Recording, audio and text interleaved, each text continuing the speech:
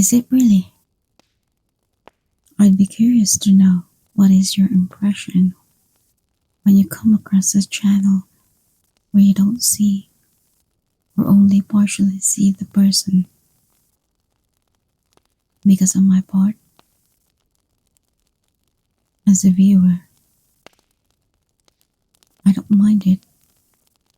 I didn't mind it. I hope it is not too much to ask early on in this video. If I ask, what do you feel about it? I'm just really curious. Because I can see both sides. We hear people say that in order to make a connection, they'd have to see your face. I can understand that. And for the vast majority of the time, I most likely agree. But to say it so blatantly, or maybe that's too harsh of a word to describe it, but to say as if it's just black and white, or black or white, I don't know. What does that make of me in my small corner of this space? I wonder if people think that. Do you think that when you come here, or if you happen to stumble here, as someone who belongs to the other side, the other perspective of it, and that's probably a small percentage of it, I see it more as freeing. Yes, I can see that the freedom can be abused by someone who is anonymous online. You might not find the need to be careful or considerate to other people because you don't care. Nobody knows you anyway. Nobody can see you. On my part, and I'd like to believe there are people who think the same, I get overly conscious and overwhelmed just thinking of looking at the camera and then broadcasting it for the world to see. Or at least thinking that there is that possibility. I don't think I would want to get carried away thinking that people would watch my video when I post it. But anyways, that was a hindrance for me for a long time. I just couldn't get myself to just do it the way other people are doing it. But as years pass by, and what I am going through, what I was going through, it created this longing to be able to express, talk things without that fear of being shut down, or even burdening other people. This longing of having the genuine connection, genuine conversation with other people who may be taking the same path as me, or even with people who have walked the same path as me and have moved past it.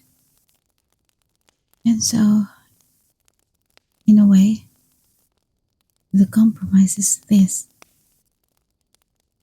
My channel is not totally devoid of me being seen. I guess I still wanted to be able to have that feel of just sitting and talking with someone. boring as it may seem. It was still hard because I could still see me talking, but I guess it's a bit lessened since the camera is not right in front of my face. This way, it felt like the attention is removed from me, and the hope was for someone to just listen, hear me, have the attention not on me but on what I'm talking about, and have it relate in whatever way in your life. That by sharing, in some ways, I am trying to help myself go through this phase in my life. Try to walk myself through it, one step at a time.